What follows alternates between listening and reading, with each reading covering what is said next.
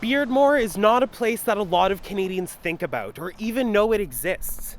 It has the largest snowman, but you probably didn't even know that until you turned the corner into town.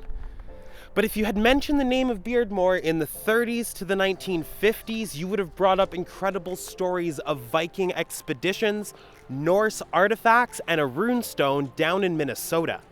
See, the story goes in May 1931, an amateur prospector by the name of James Dodd from Port Arthur, Ontario, was looking for gold in the area around Beardmore when he came across a broken sword, an axe head, and another iron bar that looked to be ancient relics.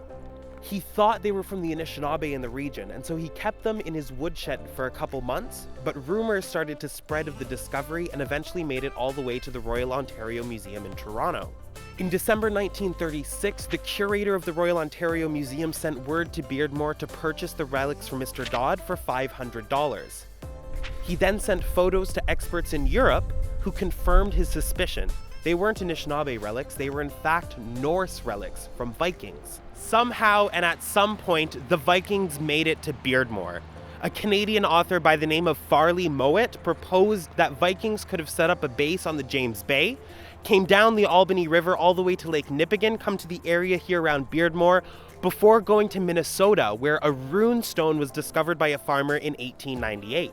This wouldn't be impossible, and it was thought that maybe one of the Vikings on the expedition died here in Beardmore and was buried with his belongings. For 20 years, the Beardmore relics were held in a central part of the Royal Ontario Museum in Toronto. That is, until rumors of a hoax started to circulate. See, what happened was Scandinavian language experts from Europe confirmed that the runestone in Minnesota was a total hoax. And so they started to wonder, well, were the relics from Beardmore true?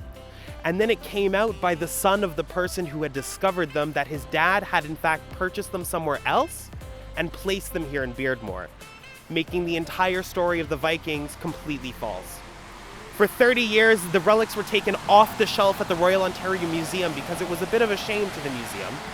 However, since 1990, they have been put back up with the true story behind the relics, including how they didn't get to Beardmore.